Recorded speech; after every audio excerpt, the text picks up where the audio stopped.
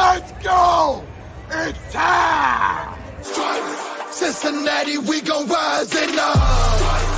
In the jungle, we united up. Trippin' orange and black and white. All day when we fight, live and die in these stripes. Now who gotta move, I can on. Now who wanna move, crossing on. Now who wanna move out on? If you got stripes, then you let the city know you rock 'em. Yeah, we got 'em, yeah, we fought 'em. Like that black and orange up on 'em. Finger ball 'em, never stop it. So the beast and on 'em. Who they rockin' with the diamond stripes, flossing on the ring. Cincinnati, she's our queen. We gon' show the world who king. Orange in the day, black in the night. Welcome to another episode of Bengals and Brews. I'm Del Altman, joined by my co-host today, Greg Luther. What is up, Greg? What up, dog? How you doing? You feeling better? Yeah, feeling a lot better. Just had a little bit of a cold, sore throat, cough. It's not near as bad as it was. Gotcha. Well, point is you're back and all that, man. I don't think any big free agency signing happened today, but no player, but a big sponsor though today for the Bengals, right? Three-way city, like your hat says. Welcome, Skyline Chili. Skyline, now the official sponsor of your Cincinnati Bengals. Gold Star, who was the sponsor, I think, was said 21 years or something like that. 21 years it was. Yeah, they are out. Skyline is in. Chili Wars are going on again. I still call it spaghetti, so I don't really... Don't call it sauce, Dale. Whatever you do not call it sauce. It's spaghetti noodles with sauce on it. I'll stay. Hey, for the record out there... Cheese on your spaghetti. I like both chilies. Both are good. I grew up on Skyline, so I'm happy about it, but I'll still eat Gold Star, but I've always been a Skyline person. That's just me, though, but I like both still. Hey, to each their own. It doesn't really matter to me, whatever you're into. Yep. Nice 3-way, 5-way. Exactly. Not my place to judge. No, to each his own is the old saying. Mm-hmm. But I'm not going to lie. Like I say, Gold Star, thank you for the 21 awesome years. But Skyline, like I said, I grew up on Skyline my entire life. My whole family has. I am so happy that Skyline is in, though. I will say that. So you'll definitely get some at the games? Oh, hell yeah, man. Dude, I got plans for Skyline and the Bengals. I mean, I'm waiting for merchandise to come out like everybody else is. Well, I mean, Cap had a whole... Cap. No, at Bomb Squad. I took advantage of Skyline at that. Absolutely. No, I mean, there was a picture of him. He had a Skyline suit jacket on. Well, I'm talking Bengals Skyline gear, right? Yeah. This is just Skyline, but no. I saw that jump. That's a really cool suit he was wearing. That is cool. Yeah, Dustin says this is why we should draft Keyshawn Butte. That's where the 3-way references. Absolutely, man. Yeah, we've talked about that. Oh, we talked about it, all right. You just wonder if you give an out-of-town for Cincinnati, hey, here's a 3-way hat. And I'm like, well, I don't know if this will go on well. Well, you wouldn't understand that. Yeah. 3-way city. They're like, oh, what are you offering? You exactly. got to be careful who you hand those hats out to, Greg. Right, exactly. Because I used to go to a camp in Michigan, and I was talking to a couple of buddies. I never really told them about it, but I'm like, Greg, why are we talking 3-ways here and all that and stuff? We're all married. No, a 3-way. But some people are going to take it the wrong way. Or maybe they take it the right way. Who knows? Hey, like we said, to each their own. To each their own, yeah. But yeah, I don't know if Iceman's joining. Haven't really heard from him. He's kind of fallen off the face of the earth today. And then Cam said he wouldn't be able to make it today, but he should be back with us tomorrow. Since we last talked, the players are back this week. I haven't really seen most players. Not everybody's there. Obviously, one of the big absences is Jonah Williams. Yep. So I guess Jackson Carman come in, said he was looking like he was in the best shape he's been in. You know, it's that time of year where it's best shape season. You hear that a lot. Yeah, absolutely. Like, I'm not going to lie to you. I was a little surprised that Jonah didn't show up. I'm like, I'm at that point now. Like, at the start of it, I'm like, I understand he's upset and all that. We've always admired Jonah's work ethic, great attitude. But lately, I just got to say, man, I mean, come on, buddy. Seriously? Well, it's voluntary right now, right? Yeah, it is voluntary. And if you're wanting a trade and it's voluntary workouts, the draft's still coming up. I mean, there's a lot of reasons for him not to want to be there. And then, I mean, if he comes in, he's working out, even running, and he gets dinged up a little bit, and there's a potential trade that could keep a trade from going through. So. So Strawberry had me on as a guest with that guy who goes by Tregs. What's his name? Mike Petraglia. Mike Petraglia. He said it best. If we go, I believe he said it. He was, excuse me. If they don't go offensive line first 2 rounds, Jonah's your right tackle. Plain and simple.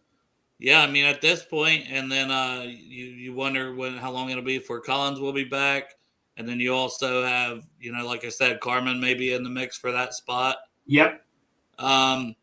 I know they talked about Cody Ford being a right tackle, but I mean they gave him the number of a typical guard for the Bengals. Right. That may mean nothing, but I don't know. We'll just kind of see how that plays out. Well, Jackson Carman, I mean, one big positive note, he came in shape, they said. I mean, he was in shape and all that. Because remember his rookie year or last year, came in out of shape. We're like, what the hell, man? Especially as a rookie, you can't be doing that. So I think he realized his full potential last year. I think it's like, wow, I get this. I'm not guaranteed anything, but I want to prove that I can play tackle and all that. Maybe he is. Maybe the answer is here the entire time with us is him. We don't know yet, though. Yeah. If he's in better shape and he finally was coming on at left tackle, maybe he can make that switch to right tackle. Yeah. I feel like he played a little right tackle his first year. Yeah. He was more focused at guard, and then I think it was more like extra tackle. I don't know how many actual right tackle snaps he got. I don't think it was too many, but I could be wrong on that. Yeah. Yeah, I don't know if he fits Frank Pollock's system though, because Frank Pollock likes those big dudes and all that. He's kind of like Jonah, little tackle and all that. Although he is a mauler, but I don't know. Do you think he fits Frank Pollock's system though? Well, I mean, Identity's had to hold down that right tackle spot, and I don't look at him like as big as those other guys. I don't know how much difference Carmen and him have, but I don't think it's anything astronomical. Mm-hmm. So. When you a backup, you want somebody with flexibility that can do multiple spots. So that's what he's going to have to do.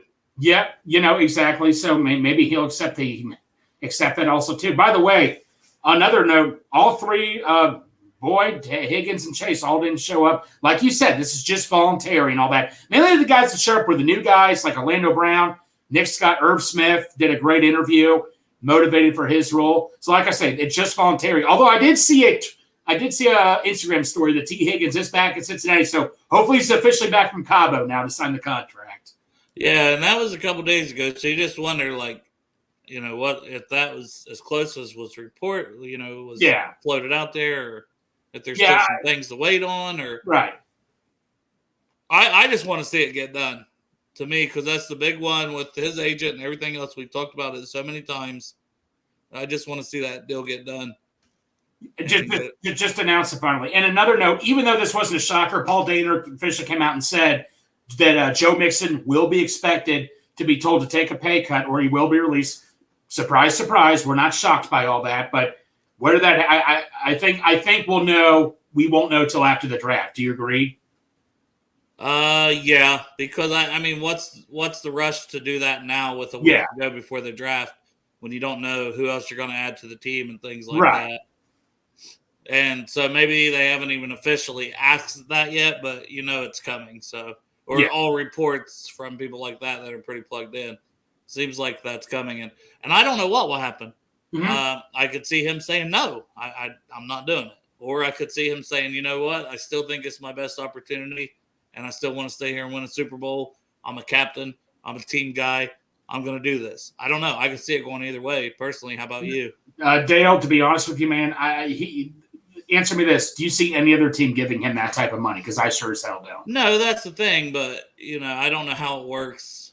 Yeah, like I say, I just, if we're going by, if there's another team out there that paid $12 million, absolutely not. No way. So that's why I'm saying that he'll take, if he wants to stay, he's going to take a pay cut.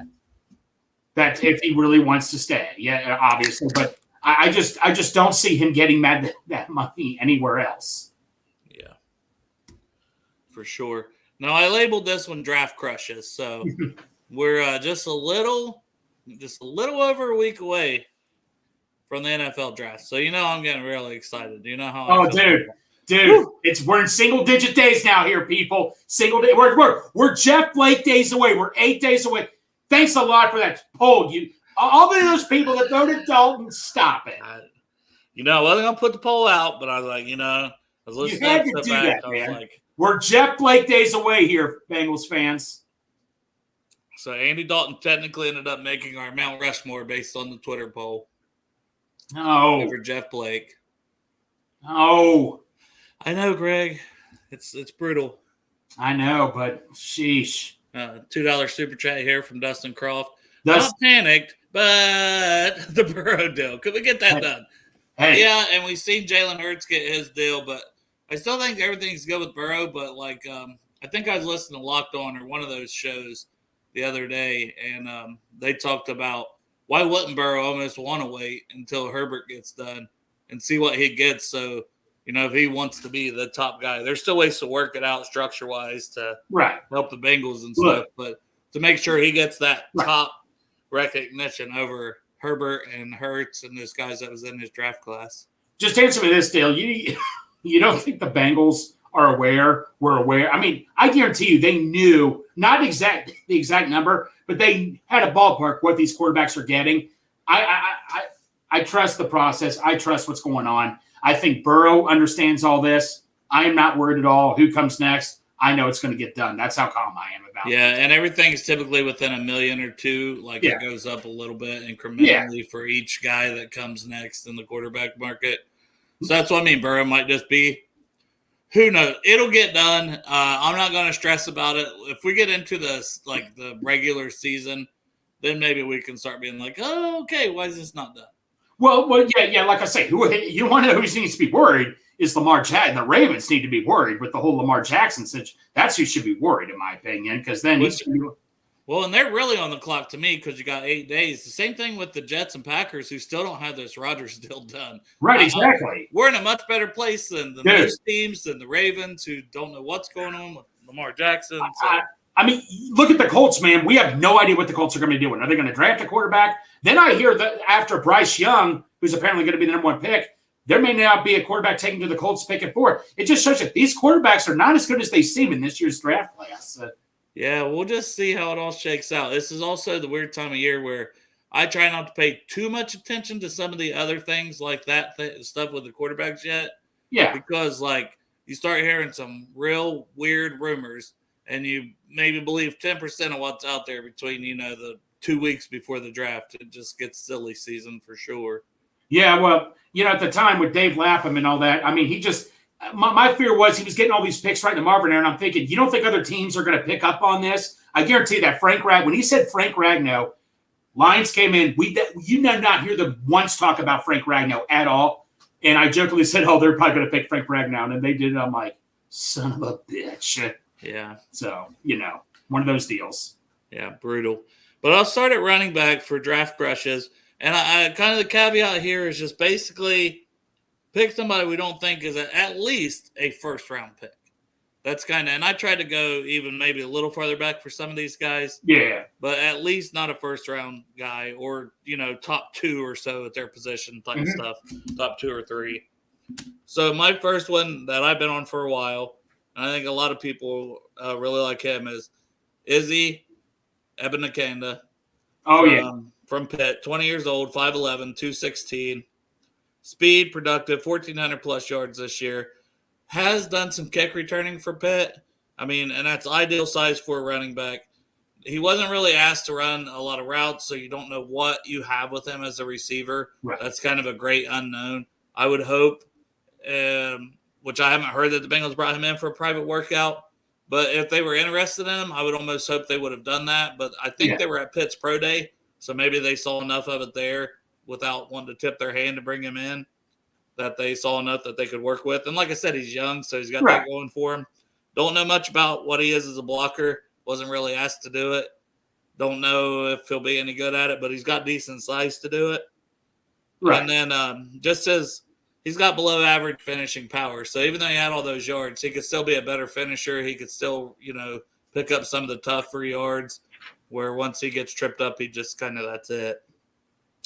So that's one of my draft crushes at running back. I got a second one, and then I'll ask you who you have for running back. People talk about – oh, go ahead. Well, my second one's digging a lot further down in the draft. Yeah, Roschon would have been an easy one. I see in the chat there from Stranger. That's exactly what I was going to say. Well, I'll let you talk about him next. But Hunter Hunter Lepke from North Dakota State is my other guy. Now, he's already 23, but he's 6'1", 230. He's basically an H-back. You don't have, your pure fullbacks anymore and stuff like that. So he's had some injury concerns, shoulder this past year. It kind of kept him out of some of these drills in the Senior Bowl, which he was invited to. But impressive body control. He's a good blocker. Not a lot of carries. Like, he wasn't asked to run the ball a lot, but He has a 6.1 yards per carry average for his career. Now, obviously, he's not the greatest athlete or anything like that, but I'm just thinking if I get an Izzy who's 20 years old, who I don't know if he can block, and I don't know if he can pass catch, give me the guy that I know can do those other things really well to pair with him. So I almost put both those guys here as kind of my sleepers or draft crushes, because I would love to be able to add, Izzy in the third and Lepke in the sixth or something to pair those guys up together. So for me, Roschon Johnson, I know he's been talked about, but great blocker, a lot of tread left on the tires because of Bijan Robinson. I mean, what's not to like about him? As a blocker, big guy, physical, would fit our offense perfectly as a run blocker. The other guy is this guy, the Arizona State guy, Xavier Valade. I know he's old. He's 25 years old. But when I saw some highlight tape of him, he can just move quick. He's a great in the receiving, great blocker I read about. Why not? If you can get him in the 7th round. I know the Bengals are very interested in him. I think they've been to his pro day. They brought him in for a visit. So he's someone to very much keep an eye on the later rounds. Yeah, or even undrafted potentially. Yes.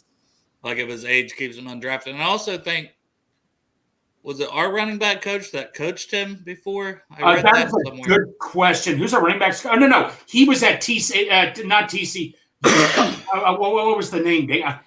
Tulsa. He was Justin Hill was the running backs coach at Tulsa. Okay.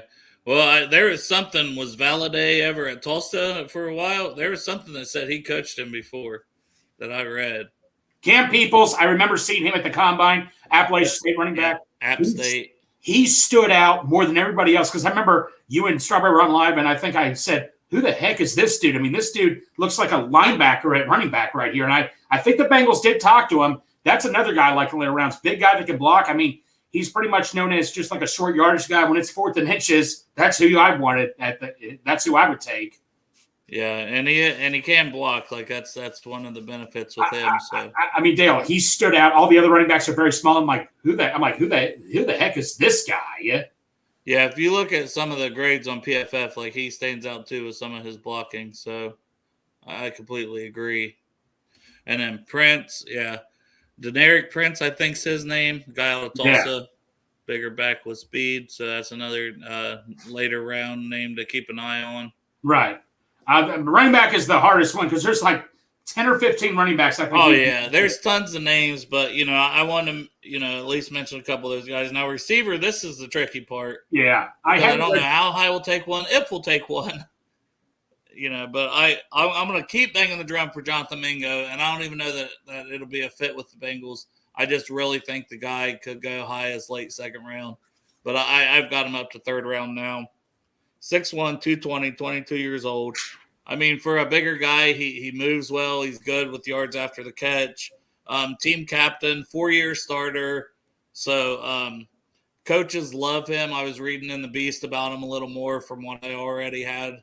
They just say he's a humble guy. He doesn't care about how many touches he gets and things like that. And as I was reading that, I'm go, man, that fits right in with our wide receiving core. If we would draft him in the 3rd or 4th round or something like that, he would just fit in perfectly. Right. He does lack quick twitch. He's not the best separation quickness right away. And then he had 3 holding penalties during this season. So he'd have to clean that up as a blocker on the outside because we do ask our receivers to do that.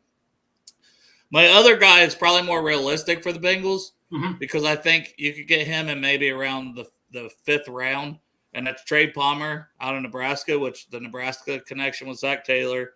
6 foot, 192, 22 years old. Returnability, 4.33 was his 40-yard dash, so speed for days. Quick change of direction. Now, problem-wise, he just hasn't been that productive. He's vulnerable versus press man, and he had more drops than touchdowns in his career. 18 drops to 12 touchdowns.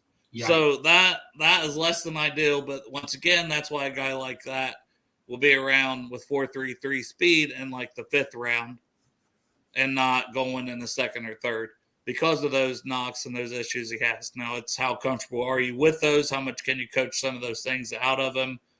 You'd have to be comfortable doing that, but getting a guy who could return and then potentially fill in the slot a year from now for Boyd, I do like the idea of that. So a guy, I know they visited with him, and he caught my attention at the I know he got a lot of attention at the Senior Bowl and at the Combine. Help me out here. The kid out of Princeton, Andre Iosivas. I mean, 6'3", ran a 4.39. I mean, showed up at the Senior Bowl. I know the Bengals met with him. And according to this pro comparison, compared to Robbie Anderson, I mean, dude, give me that guy at that height, that speed. I will gladly take him in the 4th or 5th round if I can get if I could get him. That's and Buddy Princeton. I don't think we need to question if he's smart or not, right? I agree, and I think that's where you're really looking at guys. Guys that can be maybe a year from now they're going to play more reps on offense, but they're going to give you something in the return game, something with their overall speed. So I agree, that's a great name, and if you like you said, 5th round or so, you could get some of these guys we're talking. Sign me up for that. Now back to running backs here, David. He said, Devin A. Jane out of A&M. Yeah, dude. The dude is explosive as can be. Keaton Mitchell out of ECU. Yeah, you want the – so he's talking about give me those guys for the electric, smaller guys. Yeah. And then match them with a Prince or match them with the Lepke, like I said, for one of my draft crushes. Yeah, and obviously, Dale, I know we talked about him. Remember, I called you and I said, who's this Matt Landers guy out of – this guy came out of Arkansas, 6'3", ran like a 4.2 at the Combine. Remember, you probably did a show, and I come on, I'm like, who is this guy? You're like, wow, this kid came out of Arkansas. This kid great as a deep throw. But if you remember, we had Brian Bosarge on last week, and the knock on him that he heard was his attitude. And the one thing the Bengals very value is his attitude on the team. They really value that great attitude, so that might scare him off. But if you can get him in the 6th or 7th round, I'm okay with that. But he has a lot of potential. It was one of those things when we heard that, it's like, oh, okay, that makes a lot more sense. Because if you just look at height, weight, speed, it's like, man, that is a dream wide receiver. Oh, because remember, we looked up his stats. He was a great deep threat for them and all that. Like I said, you come out of the SEC, can we agree? That's just the AAA of the NFL right there. Yeah, for the most part, for sure. That and the Big Ten, close. Now, tight end, I got a few guys because it here we go. Tier-wise, so Tucker Kraft, 6'5", 255. Big, strong, good at contested catches. Impressive agility for a guy his size. He needs to clean up his route running. It's not always the most crisp at the top of his routes. Right. And blocking technique. So he's a willing blocker, but he's not the best at it. Needs to work on his base, his fundamentals, all of that stuff when it comes to pass blocking. Right. Josh Wiley is my second guy, 6'6", 230. You stole both my guys. Has the height, weight, speed, willing blocker, senior captain. He does lack production. Like, he never even hit 400 yards, but he had 3 straight seasons of, like, close to 400 yards receiving. I think his best ball is still ahead of him. He does have short arms for a guy that's 6'6", but he ran a 4.69 40. Doesn't break a lot of tackles. But he's just a good, solid blocker, good, solid pass catcher. And I think if given the opportunity, he's just going to get better and better. And I don't want to pass on another UC tight end that goes on to do big things in the NFL. So if he's there in like the 5th round, 4th round, 5th round. Well, we got to give him in the 4th, man. I have Centauri bet on the LaRosa's dinner here, so I got to get him in the 4th, man. Well, you heard me say, like, if we didn't have a guy by the end of the 3rd and Kraft and Laporta and all those guys were gone, he would be in consideration for me at the end of the 3rd even. Yeah. My 3rd guy is Braden Willis from Oklahoma. So not as big and tall as these guys. He's 6'3", 240. But this is just a guy who is a dog. Right. So if you want the blocker, if you want the special teams guy, you want a leader, teammates love him, everything about him is Braden Willis from Oklahoma. He doesn't have tons of receiving production, and he doesn't create a lot of separation. But last year for Oklahoma, he ended up with 500 and some yards, I think. So, like, had a little bit of an explosion in his receiving, which was nice to see because everything else is top-notch. So, a guy who is being projected like 6th, 7th round pick. Braden Willis is a guy I would at least keep an eye on from Oklahoma as somebody you bring in. So since you stole two of my guys, luckily I got backups on here. Luke Shoemaker out of Michigan. I don't think he gets enough credit sometimes. I read about him. Great height. I mean, this, that, and the other. Easy moving athlete with acceleration. You know, that they say one of his weaknesses, he's a body catcher who lets passes into his frame too often. He does have an issue with drops and all that. Better than that, though, man, he did a great job at Michigan and all that. I just don't think he gets enough credit. Am I right for saying that? I would agree with that. I have him like in that mix with Wiley and Kuntz, who Stranger's been all over this whole process. Well, Zach Kuntz. Well, Stranger's going to be on my good side here shortly. So and his Kuntz with the relative athletic score, and Schoonmaker had good relative athletic score. He ran well, tested well, smooth mover. He almost he's very tall and he almost plays up too tall sometimes for my liking, but overall he's a very smooth athlete for a guy his size. I really like this tight end class. I like all those guys. Oh my God. So there was another tight end, I believe it was Santori. Somebody was talking to me about him and all that. What do you know about this guy, Letu, out of Alabama and all that? He was a defensive end. He just started to play tight end, but I've heard they say he's a great natural athlete. He can block, and he's just kind of coming along as a tight end. What do you know about him? Yeah, Cameron Letu, he was supposed to be better than what he was this year. He just didn't have a good year. I know he was one on like the PFF production, for players in this draft class, he's like completely basically near the bottom of the list. Just had an awful season, and it didn't. I don't know why. I don't know what was going on this year because he looked a lot better last year, more than anything. So, and yeah, I don't have any quarterbacks on here, but our buddy Antoine's saying a few sleepers. One being Stetson Bennett, D. Winters, the linebacker, DN. Yeah, I like D. Winters a lot too. Right. Bennett, I don't know, man. Bennett's all over the place. Quarterbacks all over the place. But I do like the idea of bringing in somebody with mobility, which I know Bennett, Max Duggan, who's the UCLA guy that they brought in. Oh, no, I know who you're talking. Here, let me look. I can find it here where you're talking. Hold on. Got 3 names. Yeah, no. Rogers, Thompson Rogers, something. I don't know, something like that. No, and then I also like Malik Cunningham out of Louisville. Yeah, I don't know if we've had much contact with him, but he's another guy I like. Dorian Thompson-Robinson. No, that's like you look at this draft thing right here. Dorian Thompson-Robinson 14, Cunningham 15 on here. Yeah, so I don't mind the approach that, hey, if we can get one of these guys late in the draft or maybe undrafted guys come in with some ability and be the backup quarterback to develop. You know who his comparison is in here, Dorian Thompson? This is kind of funny. Jake Browning. Well, we already have a guy like that. I was going to say. Go figure, right? Right. We actually have that guy. Yeah. Now, do you have any other offensive guys? I really didn't do linemen on this. I mean, so linemen, all right. The one I'm skeptical of, Blake Freeland. I think Joe Goodberry's very high. Some are very high. Some are like, I'm not messing with him. What do you see in Blake Freeland? Is he a hit or miss? I don't know enough about him. He needs to develop his base, his blocking ability. He's so big. He's like 6'8". But I mean, PFF rated him really highly. Like, remember when we went over offensive lineman, I remember he was like the top ranked guy for PFF in all of college football as an offensive tackle. I don't see it. I don't see it on tape. I don't know what his best natural position is going to be in the NFL. Right. But typically, if you just go, guys like him with his athleticism and his size, they find ways to, in 2 or 3 years from now, be some of the best players from the draft. Right. So even though he may not seem like the best prospect right now, 2 or 3 years from now, these guys, and if you can form him into left tackle you want, he could be the next Colton Miller that went in the first round, know, for the Raiders. He could be a guy that turns out like that for his career with similar size. So I just don't know.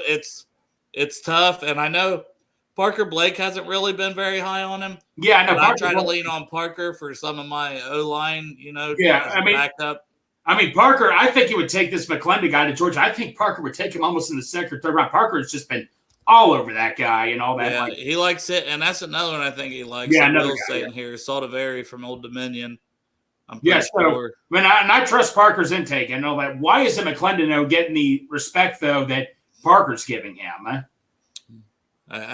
Consistency, I think. He's not as consistent as you'd like to see from a tackle.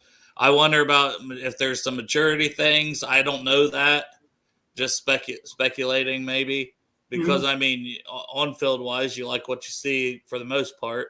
Right. I want to get David here's throwing us out another guy. I haven't really watched him, but I have heard the name Kamari Everett, the sleeper out of Bethune-Cookman. I couldn't tell you that one, but I didn't even know that was a college. What other Bengal went to Bethune-Cookman? God, it's probably going to we're going to get stumped. It's going to be right. We're probably going to know the dude's name. Good question. By the way, I got a good trivia for you, Dave, but we don't have to do it now. Yeah. But I do want to move into the defense because, like I said, I don't have tons of time today. Right. But I should be good the rest of the week to do a little longer on these shows. Awesome. But edge players. So Yaya Diaby from Louisville is Ben Virang. He's like in a bunch of PFF. Yeah, tell me about him. I really want to know more about him. So 6'3", 263. And one of the reasons I wrote him down because you mentioned him about 800 times. Yes. Exactly. There you go. 24 years old, but he ran a 4.51 40, which is just crazy at 6'3", 265. Right. So he's got a great frame, muscular, long arms, explosive, physical against the run. All that sounds very, very tantalizing for an edge prospect. He does need to work on his pass rush moves. It's too predictable. And then the other knock is that he's basically, he's 24 years old right now. But I like the guy. I mean, I like his teammate, who I think's more probably going to have to play linebacker at his size. But Yasir Abdullah from Louisville also ran like a 4.3, and he is great at getting. And I've mentioned him tons of times. Yeah, exactly. So, guy, I'm trying to look here. Let's see. Andre Carter, big dude, lots of potential, but he seems kind of raw. Is that fair to say and all that? Oh, yeah. That's more than fair to say. And 6'7", he's got to add muscle and size to his frame. He's thin as can be. The little bit DeJuan Jones did practice at the Senior Bowl, he tossed him clear out the club in that one practice. Well, gosh dang it, he played for Army, man. Come on, man. That's where you're supposed to bulk up is the Army, am I right? But he's got a long, slender frame right now. He's got to add weight to it. He's got to add playing weight, like good weight to. I think he's a third, fourth round guy that's going to need a lot of development. I can't see you getting anything out of him this year, honestly. My other guy I had for edge, though, is Isaiah McGuire, 6'4", 268. He's only 21, ran a 4.76. At 6'4", 270 is pretty damn solid. Physically impressive, long arms, stout at the point of attack, heavy tackler, another team captain. Anytime I like to write that down, anytime I see it, if they're a captain, because that's been something the Bengals have been doing. Yes. I think it's important to mention. That's so. Some issues with him. Sometimes he plays with his pad level too high, and he needs more of a variety of pass rush moves. But Isaiah McGuire, probably a guy we should talk about more. I see him mocked the third, fourth round a lot, and I could see him being like early third round guy or slip into the back of the second end, depending on how the DNs go off the board. Same thing with Diaby that I mentioned, from Louisville. Yeah. I could see both of those guys ended up at the end of the second, but good, solid third-round picks where some people have had them throughout the process, fourth and fifth rounders. David Gabbard's asking, McGuire would be a great day. Could we get him in day 3? He could. If he does, that's what I'm saying. I think age, talent, everything, I'd say the NFL is a lot more plugged in. He's a guy that, come on my radar later, but these guys get paid to do this for a profession. So I'm sure they've had him probably pegged higher this whole time. But, hey, our sweet spot's been the fourth round for these defensive players. Who's to say he won't fall? I mean, Geno Atkins fell to the fourth round. So Osai should have been like a second-round pick. Osai went in the third, and I had an end of the first-round grade on Osai. There you go. You just don't know, man. You don't know. And, yeah, man, that was so honest fan. Is he having a Kansas season? Yeah, that was my – He's my running back for my draft crush, so I'm right there with you. There you go. Yeah, do you have another defensive end that you want to mention, or? Yeah, I was looking through here. He's not really a late round guy. Isaiah Foskey. Bottom line, like my brother-in-law, who's a diehard Notre Dame fan, I asked about him. He's like, I think he set the Notre Dame record for sacks, if I'm not mistaken. If that's what I heard and all that, but I hear he's, whatever. What's your take on him? I don't know. Some people are really high on him. I think it's consistency is a big part of his game. He didn't have a good Senior Bowl week, and a lot of people expected him to come out there and dominate and really make himself some money. Yeah, because he looked good on tape for Notre Dame throughout the season. I don't know. I have him as a late second round guy. Right. I could see him dipping in the third, or I could see him being there and going in the second. I think he's going to be a good NFL player. He just Marion Hobby would love to have a guy like that. Like, if he was to pick at 60, it wouldn't shock me. Well, he can move around too. This kid is very versatile, so that's one thing that Bengals values, versatility, and Hobby could get very creative with him. If he was a pick at 60, it wouldn't shock me, but I wouldn't be over the moon about it. Right. Well, I think the Bengals are higher on the edge than what I am. Yeah, that's what I think too. But I tell you what, if they don't go defensive end first or edge in the first round, let's say they go corner, it would not shock me if they went edge in the second round either. Yeah, I mean, maybe. I just think we have other needs. Like like our edge depth. I do with those Sy and Sample. Yeah. Backing up Hendrickson and Hubbard, and I like Gunter, and they brought in oh my gosh, the guy from Ohio University, Basham. Brought him in too, so I'm like, they're talking about best football names on Twitter. Why isn't Basham getting mentioned at all? Good. It's a good football name, dude. Man, come on, that is money right there. But moving to the D tackles, so my first one is Keanu Benton, and he's probably one of the higher rated guys on all of these crutches that I put. I mean, him and Tucker Kraft. Right. I can see both of them going solidly in the second round. But he's 6'3", 309. He's only 21 years old, from Wisconsin. Right. Thick lower body, very stout against the run, scheme versatile. He is an inconsistent pass rusher. So that's been the big knock on him. We want a guy with pass rush juice. We keep saying that over and over. That's why so many people are in love with Cansey. I do think Benton can give you that. But he's going to have to be coached up to be able to provide it more on a more consistent basis than what I saw at Wisconsin. He has a splash play here or there, but it's more from effort than it is just natural explosiveness like you see from Cansey. Right. So I like Benton, but I mean, I don't love him, but that's what you get into when you get into the second round. And the first round, that's when a freak like Cansey goes. Exactly. So I'll start out with an early round guy. Let me look through here and all that. The guy I keep going the second round. Thule. Who was it?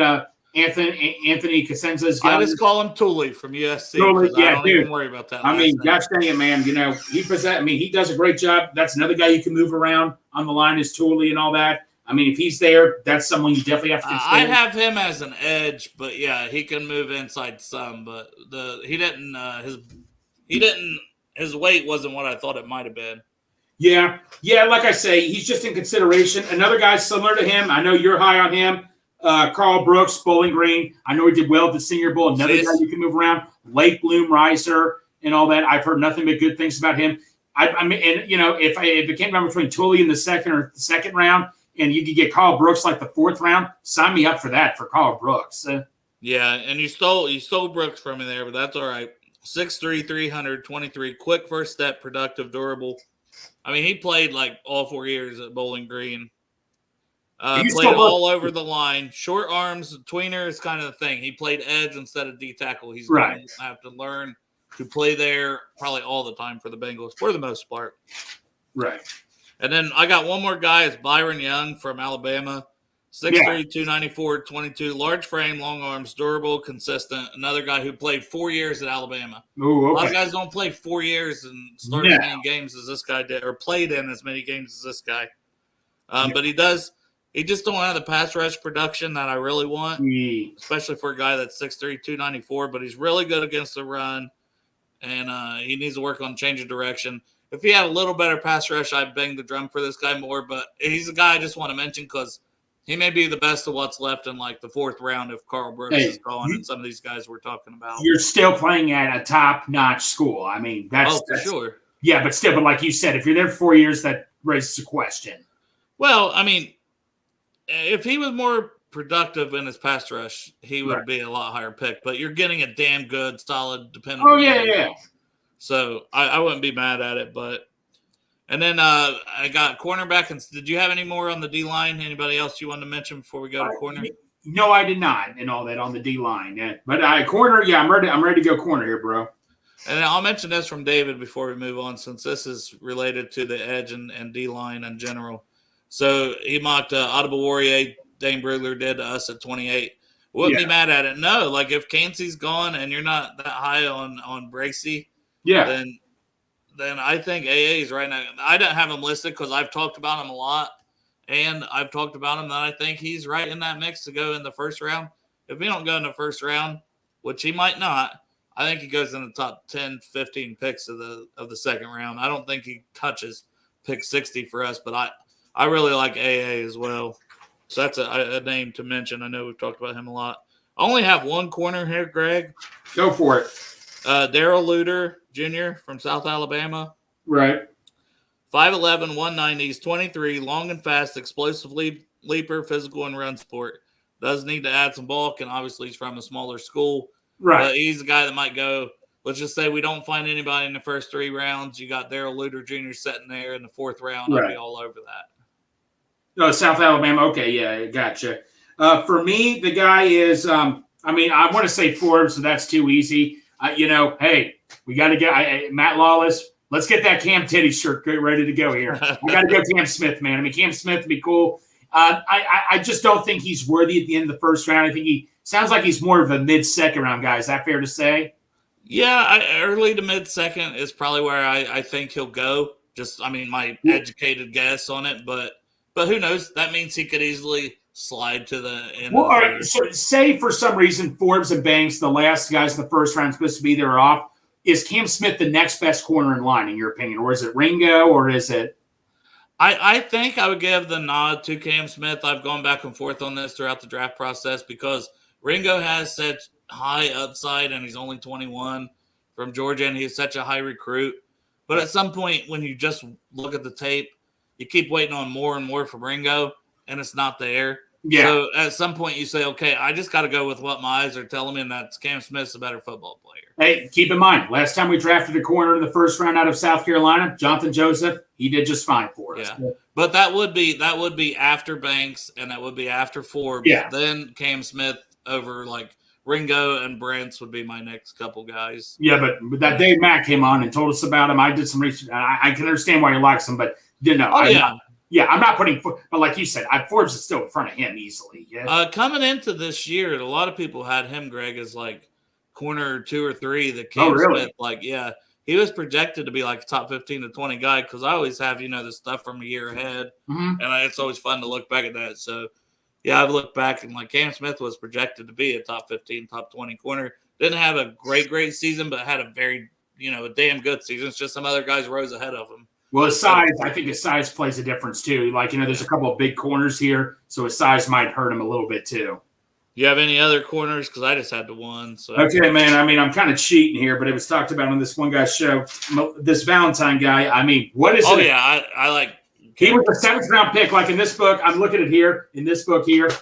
What is it about Valentine that is just right? James, we know Cincy James would love him because he's a UK guy, but what is it about Valentine who's just shooting up the draft boards all of a sudden? He's got good speed. He's got good ball awareness. He's sticky in coverage sometimes too. SBC. Sticky and handsy. Yeah, played against good competition. A lot to like. I like him and Cam Mitchell if I'm going to throw out another name because I got these guys ranked very similar as like 3rd, 4th round guys. So Cameron Mitchell is from Northwestern, another corner I like quite a bit. Right. So Carrick Valentine, Cam Mitchell are some mid-rounders to maybe keep an eye out. Gotcha. Tom asked about Clark Phillips. I like Clark Phillips' tape, and I like Clark Phillips better the season before this season. But he's 5'9". He's 5'9". He didn't test well. Mm-hmm. I don't know that would be anybody on the Bengals' radar, personally. I just don't see it for the Bengals. Yeah, Dean, just so you know, I'm looking at Lindy Sports. It's not too great, but it gives me an info of some of the guys that I see here. So, yeah, it's not that great of a one, but And then my safety, I I tried to go a little off the radar. So Jason Taylor the second, 5'11", 204, ran a 4.5 40, 23 years old. Production this year was insane. Almost 100 tackles and 6 interceptions. Like, he just had a phenomenal season. Good length, good instincts. His whole time playing at Oklahoma State, he's had 0 penalties in his entire career. Yeah. It's the safety. Like, that's crazy. But he needs to improve his footwork, and he can be an inconsistent tackler. But he balled out this season. He's a guy who kind of went from, like, off the radar, maybe a 7th-round guy, to I moved him all the way up to I think he could go in, like, the 3rd or 4th easily. Who is this guy again now? Jason Taylor the second. Okay, Jason Taylor the second. We'll have to definitely keep an eye. One guy I'm looking at right here, 34-inch arms. I mean, big dude. What do you know about Tyreek Jones at Boise State? And last time we got a Boise State safety, I look at a couple of good years for us, but he still played well, I thought. Who? Tyreek Jones, Tyrequue. The only guy I have out of Boise that I've watched is J.L. Skinner. J.L. Skinner's like 6'4". I got him as a third, like late 3rd to early 4th. I mean, it's probably a guy if he's in that draft guide, just not a guy I know. Yeah, and obviously, yeah, and another guy's a very well-known guy, Antoine Johnson. I'm looking here. He's been compared to Trey Flowers because of his size and how he can line up against, maybe tight ends and all that. So, Antoine Johnson, I don't know if people talk about. I just don't see us going safety in the first 3 or 4 picks rounds. Do you? No, but he is my second-ranked safety after Branch is Antonio Johnson from A&M. Yeah, I think he'd be a good safety, but still, like, I don't know that I could use even our 2nd-round pick on a safety. And other than this, the safety class overall is pretty weak.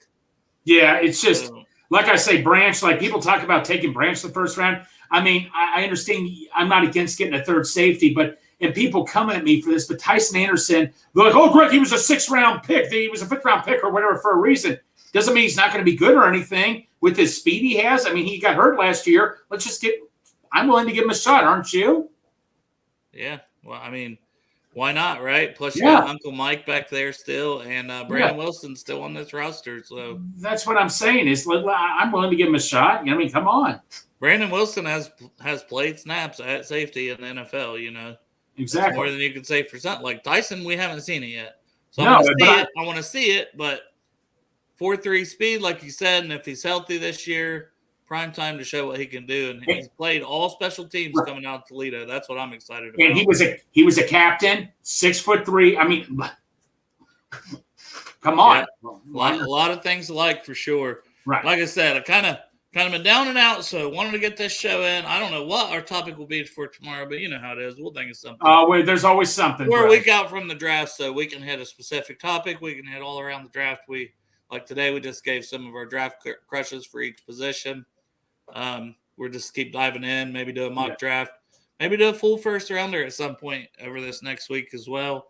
Well, tell about that poll you posted because that was a tough poll to pick from today. That was a huge tough poll. I'm still not sure what the results are right now without looking them up, but it was would you take Michael Mayer and Julius Brents in rounds 1 and 2 together, or would you rather take Emmanuel Forbes and Tucker Kraft rounds 1 and 2?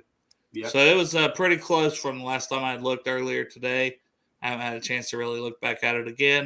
Yep. I think Mayer and Brents was in the lead.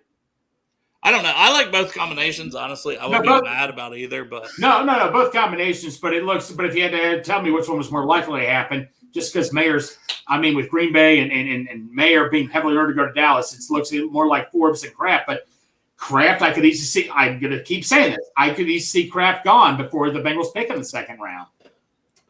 Yeah, and then those simulators a lot of times, Greg, they'll have them available in the 3rd.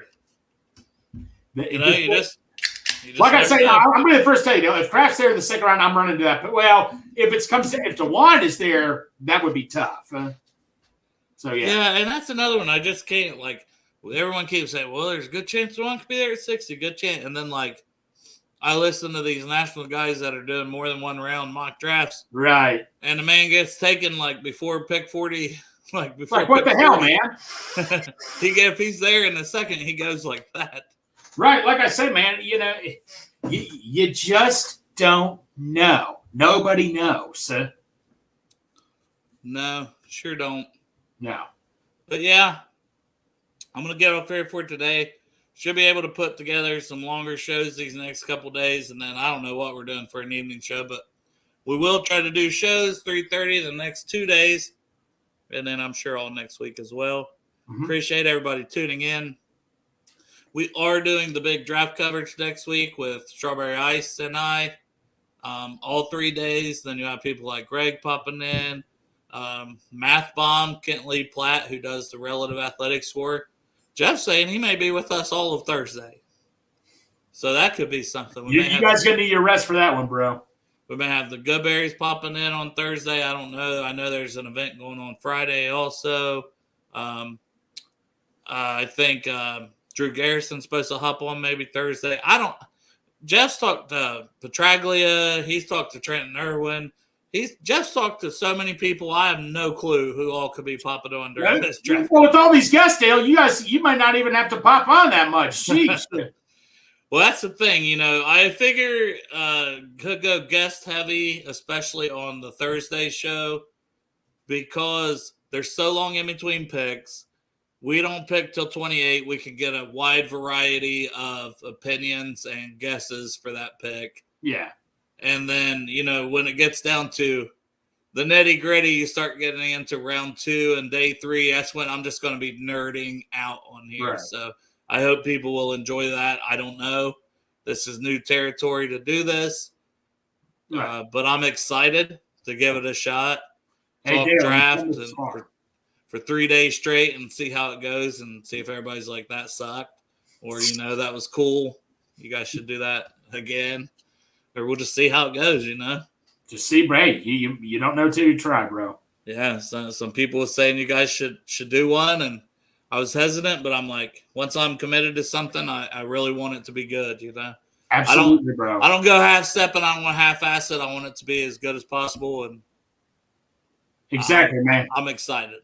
Hey, dude, I'm excited too, man. I mean, like I say, Thursday I'll pop in when I can and all that and stuff. Live at the show, see what happens, bro. But I appreciate you hopping on here with me, Greg. Anytime, man. I always love coming on, man. I appreciate you. Appreciate the Brew Crew, everybody in the chat. You guys are awesome. Keep us going. Keep us having a good time every day. Right after work. It's not easy, but it's a little. It can be a little tiresome, but you know what, man? It's worth doing this, bro. It's worth it. It's hella worth it. All right. Hooday. Take care. Hooday, baby! Let's go! It's time! Cincinnati, we gon' rise and up. In the jungle, we unite and up. Trippin' orange and black and white. Hooday when we fight. Live and die in these stripes. Now who gotta move rockin' on? Now who wanna move crossing on? Now who wanna move out on? If you got stripes, then you let the city know you rock 'em. Yeah, we